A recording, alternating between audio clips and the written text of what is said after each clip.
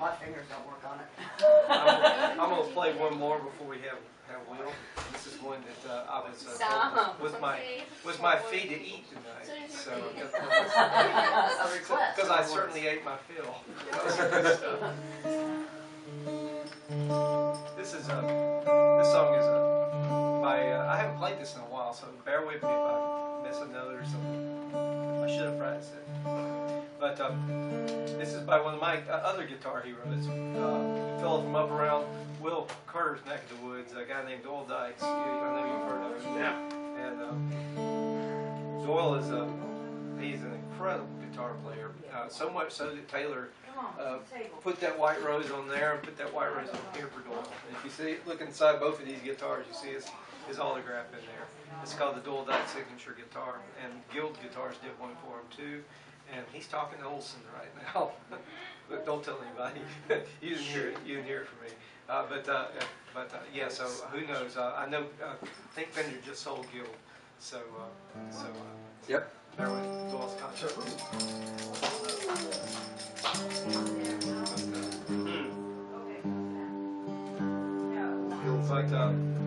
But they put that on there, and the song itself, Doyle wrote for his oldest daughter, Heidi. I had to give this thing, it's weird tuning, I had to give it a chance to settle in, but I can tell you a little bit about the story. I won't tell you the whole thing.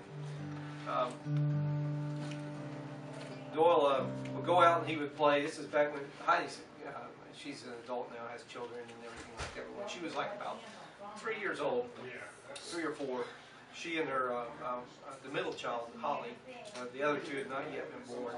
They were at home, and Doyle was out doing this concert thing. He came home late, and his wife says, "They're yours. Put them in bed." So he takes them up, and he's doing the night prayers with them.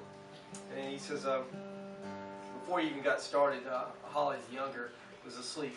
But Heidi was wide awake, and he's like, "Well, what do you want to pray about?" And she says, "Well, I want to ask God for something." He's like, "What do you want to ask God for?" And she says, "I want to ask God for a rose. I've always wanted one." And he thought, "Well, what? A 4-year-old? She's always, her whole life, she's always wanted roses." So he said, "All right, we'll ask him." So they said a little prayer, and he said he went off the next day, went to another town, and didn't think another thing about it. And he says he came back in that night from doing a concert, and the same little scenario played out. Went in there, he said he got ready for prayer time, and Heidi had her bottom lip sticking out like that. He's like, "What's wrong?" He's like, "Why didn't God bring me my rose?" He's like, "Well, what do you tell a child, in his time?"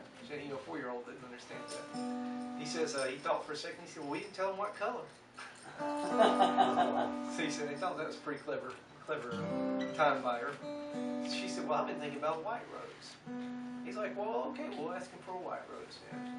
He says, the next day, he couldn't stop thinking about it. He thought about plan B. He thought, call a friend, Forrest, to have it drop by or something like that. And but something was telling him, "No, you just leave it alone." He played this little country church in Savannah. And when he got through playing, he was packing up. Everyone else had gone to the fellowship hall to get food. And he was packing up all his stuff, and he was going to join them. He saw a little lady coming up the aisle. And he says she got closer. She kind of had a face. She was an adult, but she had a face kind of like a child. You could tell she was special. And she says, "Are you Doyle Dykes?" And he's like, "Well, wow, I must have made a real impression. I just finished my concert, and she didn't know who I am." So he said, "Yeah, I'm Doyle Dykes." And she said, "Well, I was in my garden today, and God told me to give you this." And she handed him this aluminum foil package. And he said, "Well, I thought it was carrots or something." He said, "Well, thank you. I'll enjoy eating that." She's like, "You don't even look at it." He said, "Pulled it back, and it revealed a solitary white rose." And he says, "That's amazing. This is for my daughter." And she said, "Well, God told me to give it to you." He said he watched her. She was going out to church. He expected her to float up or something. He said, "No, but she was a real person, and people in the church all knew her." And he said he went home and he told his. He says, "Guess what?" She ran out to the van to meet him. And he says he brung it in, and she wasn't surprised a bit. She was delighted. He said he was shocked.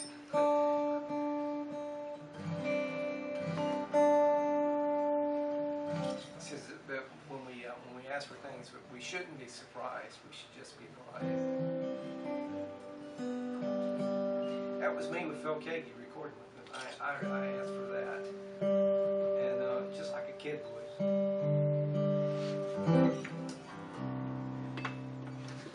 And I got it. So, it doesn't always work out that way. God sometimes knows better for us than we know for ourselves. Absolutely. And I'm glad He does. But in that case, it did. It was the light of my heart, and I think He put it there. This is a song called White Rose Variety. It might be a little out of tune. These are old strings, but here we go.